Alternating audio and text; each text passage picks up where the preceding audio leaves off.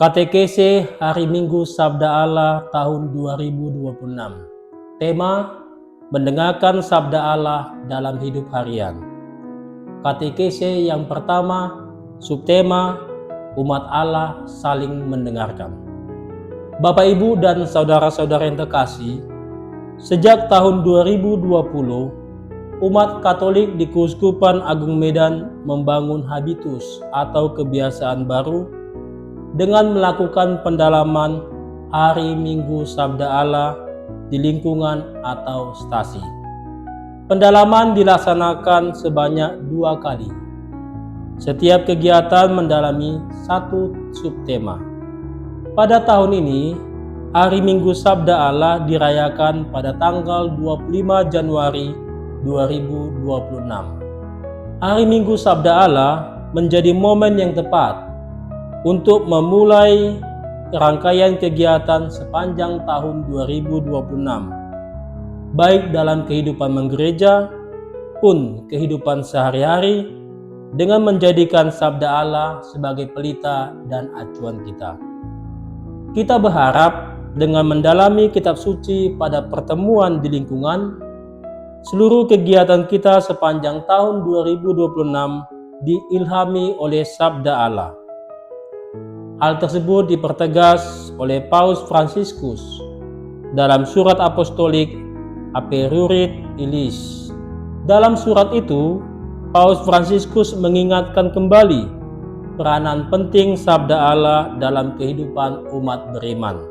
Hidup umat beriman mesti ditandai dengan relasi yang tetap dengan Sabda yang hidup yang telah disampaikan Tuhan kepada gereja.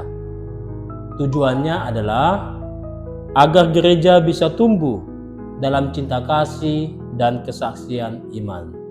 Bapak, Ibu, dan saudara-saudari yang terkasih, tema katekesi yang pertama Hari Minggu Sabda Allah tahun 2026 adalah umat Allah saling mendengarkan. Perikop kitab suci yang menjadi landasan permenungan dikutip dari kitab Sirak bab 6 ayat 23 sampai 37. Menurut kitab Sirak, kebijaksanaan merupakan harta dan berkat yang paling besar, agung dan mulia dalam hidup manusia. Kebijaksanaan sejati dimulai dari kerelaan untuk mendengarkan. Dengarkanlah, hai anakku, dan terimalah pendapatku, dan jangan menolak nasihatku. Demikian dikatakan dalam ayat 23. Ayat ini sederhana, tetapi menyentuh inti kehidupan rohani yang mengajak kita untuk berhenti sejenak dan mendengarkan, bukan sekedar mendengarkan dengan telinga, tetapi dengan hati yang terbuka.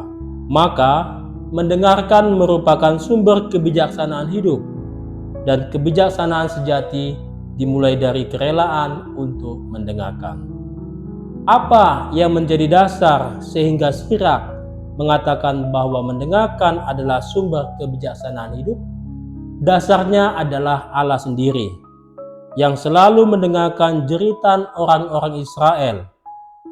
Allah mendengarkan keluhan mereka, mengingat perjanjiannya dengan Abraham, Ishak, dan Yakub, serta memperhatikan keadaan umatnya. Allah mengajak umat Israel untuk senantiasa mendengarkannya, dan pada akhirnya harus saling mendengarkan satu sama lain. Kitab Sirak bab 6 ayat 23 sampai dengan 37 juga menambahkan sesuatu yang sangat indah. Dikatakan, kebijaksanaan bukan hanya hasil belajar sendiri, melainkan dari mendengarkan orang lain.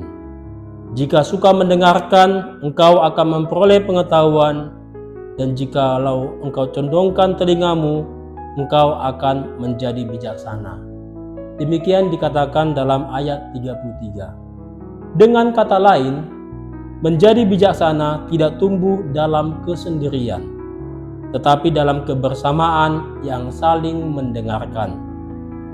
Mendengarkan bukan sekedar diam, tetapi memberi ruang bagi Tuhan untuk berbicara melalui sesama. Bapak, Ibu, dan saudara-saudara yang terkasih, dengan mendengarkan kita mengakui bahwa kita tidak tahu segalanya, bahwa kita butuh bimbingan dan cahaya dari luar diri kita. Itulah sikap dasar orang bijak. Dalam hidup umat beriman, hal itu berarti kita dipanggil untuk menjadi umat yang saling mendengar. Ada beberapa poin penting. Yang pertama, orang muda belajar dari yang tua, dan yang tua juga membuka hati mendengar suara yang muda. Yang kedua, umat mendengarkan sabda Allah yang diwartakan, dan para pelayan sabda mendengarkan umat yang mereka layani. Yang ketiga, dalam keluarga, suami, istri, orang tua, anak, kita semua saling mendengarkan dalam kasih. Dan yang keempat, mendengarkan suara alam melalui tanda-tanda seperti kerusakan lingkungan, banjir, polusi, dan lain sebagainya. Kita menjadi pelopor dan pioner dengan menjaga kebersihan lingkungan, mengurangi penggunaan listrik yang tidak perlu, menanam pohon atau tumbuhan di sekitar pekarangan rumah, dan lain sebagainya. Inilah makna tema katekese kita hari ini. Umat Allah saling mendengarkan. Sebagai umat beriman, kita tidak berjalan sendiri.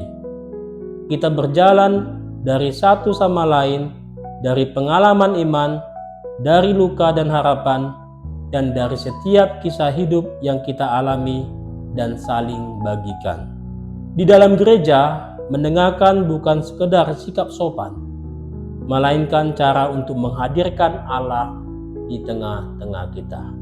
Bapak, Ibu, dan saudara-saudara yang terkasih, marilah kita menimba semangat dari sabda Allah, semangat yang mendengarkan suara Tuhan, sesama bisikan hati nurani yang jujur dan alam semesta. Sebab hanya mereka yang mau mendengarkanlah yang akhirnya dapat berbicara dengan bijak. Hanya mereka yang rendah hati yang akan dimahkotai kebijaksanaan oleh Tuhan sendiri.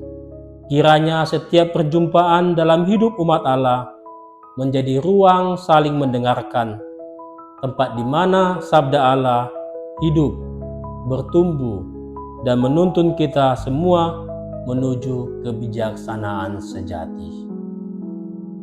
Demikianlah katekese kita untuk minggu ini. Semoga menambah pemahaman dan kecintaan kita pada sabda Allah. Tuhan memberkati.